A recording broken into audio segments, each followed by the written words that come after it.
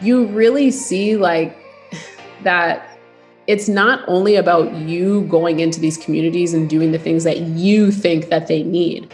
What they need sometimes is nothing like what you've expected. And you don't ever know that until you do a deep dive into them and ask them like, hey, how can I help you? What is the issue? Like, what are you most scared about? Because I already know, like, they're all scared about being displaced, and they're all scared about like increased rent. And now they've got to go like move into another neighborhood that has like no infrastructure and no government funding or anything. And they're kind of like being like kicked out. So it's like, okay, well, how can we either avoid the displacement or find like a happy medium? And that goes to talking to the residents and figuring out what they need.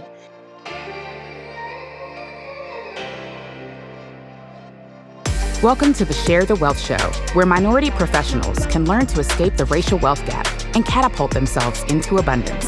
Your host, Nicole Pendergrass, grew her net worth from being negative to multiple six figures. Join her on her investigative mission to expose secret strategies of the wealthy so we can all have the tools needed to build the life and legacy we were created to possess. Now it's time for the show.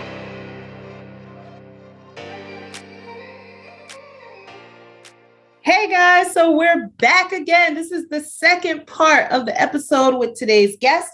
I need you, if you have not heard part one, go back to the previous episode and listen to that first, and then come back and join us here today. But you're not going to want to miss what they already said, because then you'll be lost with what they're about to say. But in any case, you don't want to miss you need to hear the whole conversation. This is why we split it into two parts. There's so many nuggets. It's so juicy. Go back and listen to the first part. So on the active side, what have you done on the active side? And then we'll get into your company and why you founded your company and what who you're trying to help there. Yeah, for sure. With so I guess in multifamily, I've gotten into, or I guess on the active side, that's what you'd ask. So on the active side, I have a rental that you're very well familiar with. That was like a full gut rehab renovation fun journey. We'll put it that way. Super fun. But it's cash flowing. It's stabilized. That was a BRRRR deal. And so I guess BRRRR. So it stands for buying, and then you rehab, you rent, and then you do like a refinance. And then sometimes there's an extra R at the end for repeating if you are looking for that extra journey again. Oh gosh. So yeah, let's just say that was a super fun experience, but I learned a lot, and it's cash flowing and stabilized. So I'm happy on that.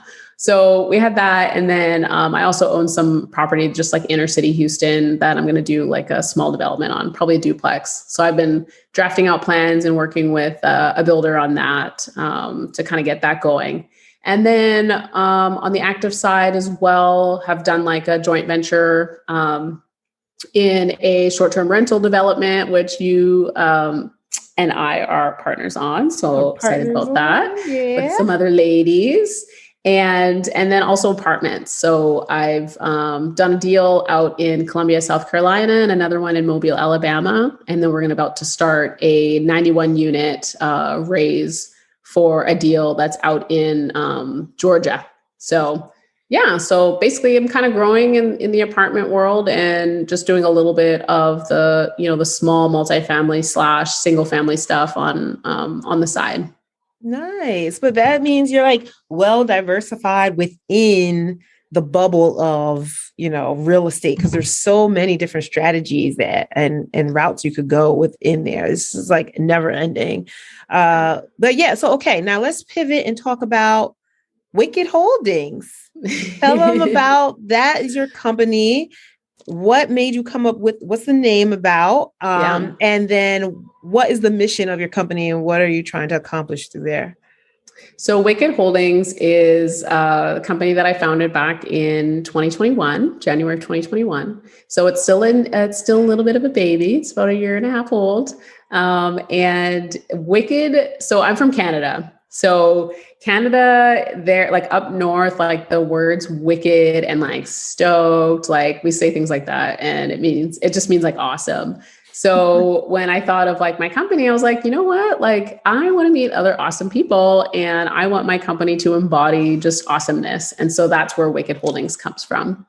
And we are a company that focuses on empowering others. And I'm big on like social impact investing.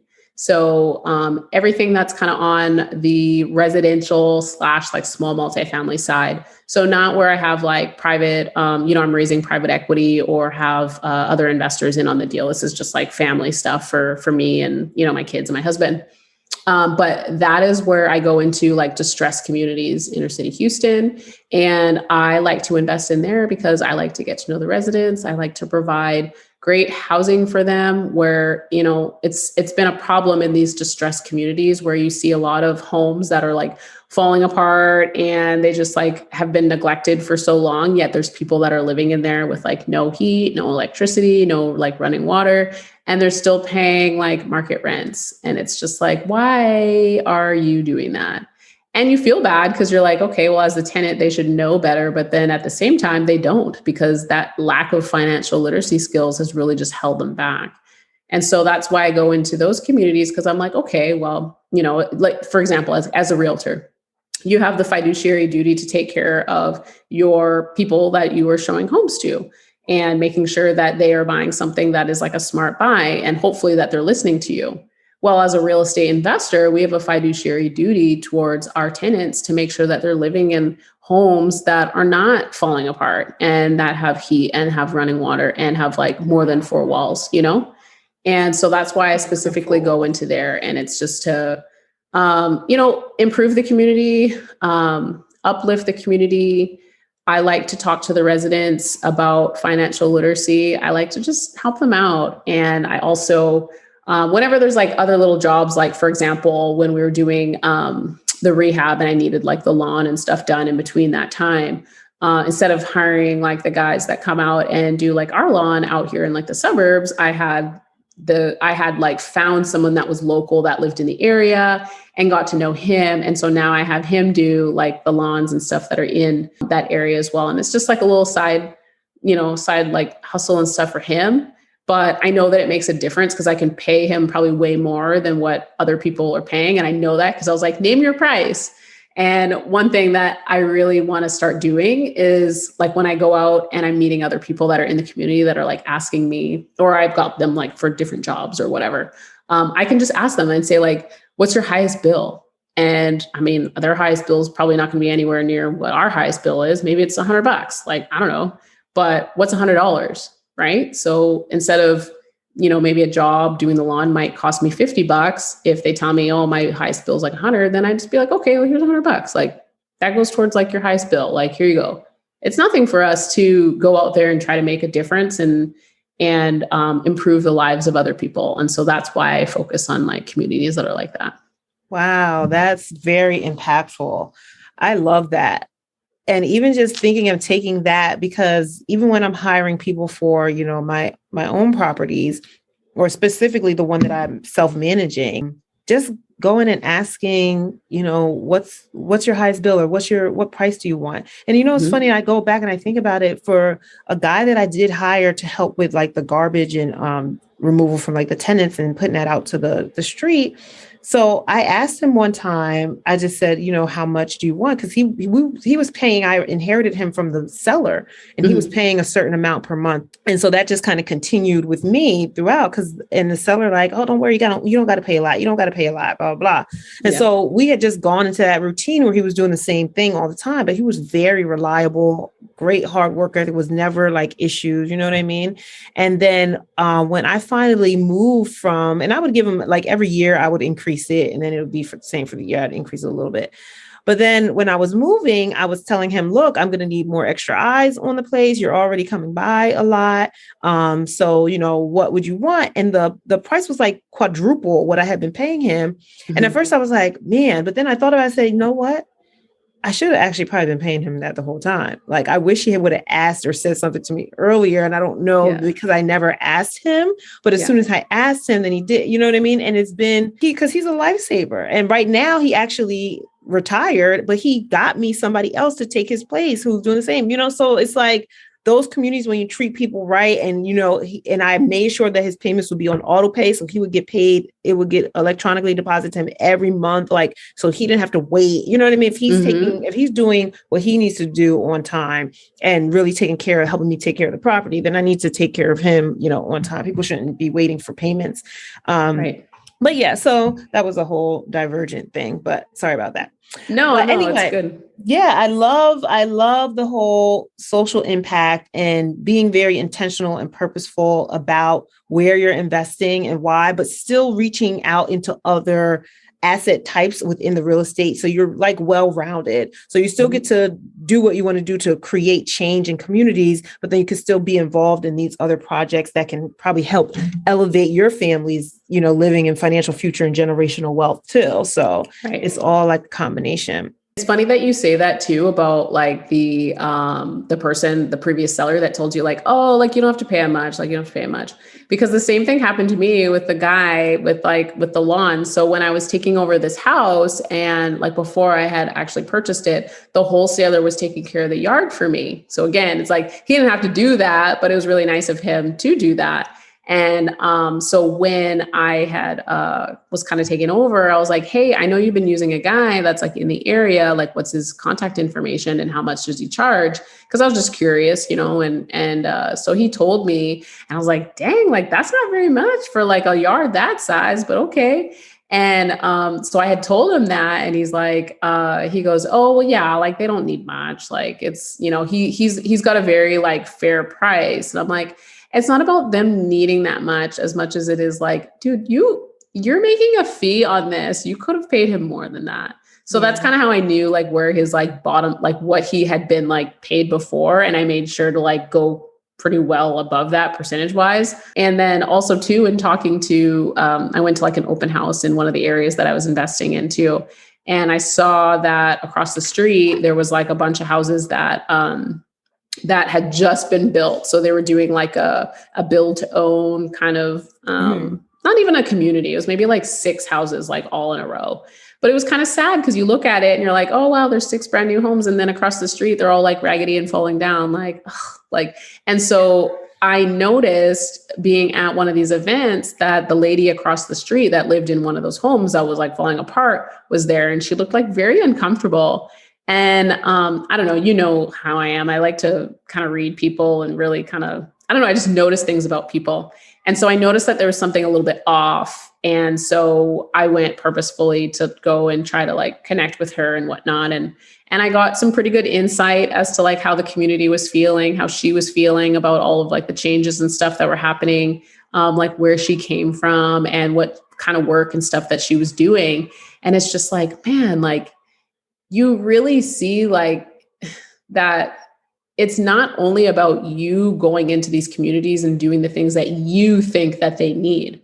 What they need sometimes is nothing like what you've expected. And you don't ever know that until you do a deep dive into them and ask them like, hey, how can I help you? What is the issue? Like, what are you most scared about? Because I already know, like they're all scared about being displaced and they're all scared about like increased rent. And now they've got to go like move into another neighborhood that has like no infrastructure and no government funding or anything. And they're kind of like being like kicked out. So it's like, okay, well, how can we either avoid the displacement or find like a happy medium? And that goes to talking to the residents and figuring out what they need. And I think that more of us investors need to do that because we lose sight of that sometimes. Yeah, that is super, super powerful, talking to the residents, because that will guide what you need to be doing as an investor, especially as an impact investor, and not following the status quo of investing, because there's status quos everywhere, right? And so even in the investing world, it's always about like value add, but value add also kind of indicates, increasing rents drastically sometimes if they're not to market. But then how is that affecting the residents and people of the area? Like they have to move out because now they can't afford it anymore, like a place they were in for 10 years or whatever the case is. But I love taking that experiences and that mindset of trying to find that happy medium. Like, where can you still increase some returns, especially for yourself and your investors? Because it's still like, it's not charity, but you still don't want to just displace. So I think there's a lot of people trying to come up with the answers for that, but keeping that at the forefront, I think, is very important. Yeah. And it's hard. It's hard to find those answers. But I mean, you sometimes just come across it just even driving for dollars and just pulling over and talking to the neighbors. Yeah. And I think that that's like a piece that I learned like from my dad, like early on, like when we would, we grew up in Canada and we lived there for like almost 20 years, I'd say almost 20 years. But my family's from Louisiana. So like the way that my brother and I grew up in like, upper middle class was like totally different than, how some of my other family had grown up. And so going back home and visiting, we really saw like a different way of life and a different way of living. And I think that's why I've become like a bit of a chameleon where I can kind of blend in to like, highly like affluent type, environments and speak that sort of language. And then I can go into kind of like rougher areas as well and kind of speak their language. And I think that stems from childhood, just rolling around in like, I will say like some of them were project areas and just pulling over and seeing like my dad just like talk to everyone, like everyone knew him and whatnot, but he was an engineer, like professionally trained. So it's not that, he was part of that, but I don't know. It's a piece of like where I'm from, I guess. You could say. It makes you comfortable even going into those areas. So it's not like you feel like, oh, you got to clutch your pearls, Right. And that is where you can create the impact. Because like you said, if you were scared, you wouldn't be able to get out your car and talk to people and get on and really like connect with them. So I think that's great. Wait, don't go yet. Have you been looking for a way to get started in real estate investing, but you just don't know how? You need the Launchpad. It's brought to you by my company, Norvest Holdings. And the Launchpad is a free guide with a ton of resources I've compiled to help you invest into your first real estate syndication. It includes terminology, book resources, video explanations, all the information that you need. Don't know what a syndication is? I got you covered. How to find a good operator, how to even tell if a deal is good or not without having to know how to underwrite it all. It's all in there. The Launchpad is designed to help launch you into the next stage of your investing career and get you invested into your first multifamily syndication as a passive investor, meaning you can be a landlord and own a piece of a large apartment building, but still go about your day-to-day life without having to stop and learn every single detail about what's under the hood and how it all works. The link to the guide is in the show notes. Make sure you sign up today. Again, this is a free resource and guide. And if you have any questions at all, please feel free to reach out to me. Now let's finish up the show. But so we are wrapping up now. I'm going to be asking you my final questions that I ask every guest. Okay. And Warren Buffett said that diversification is protection against ignorance. What do you take that to mean? Like, is diversification good or bad? Should you be doing it or should you not be doing? What kind of ignorance are you protecting against?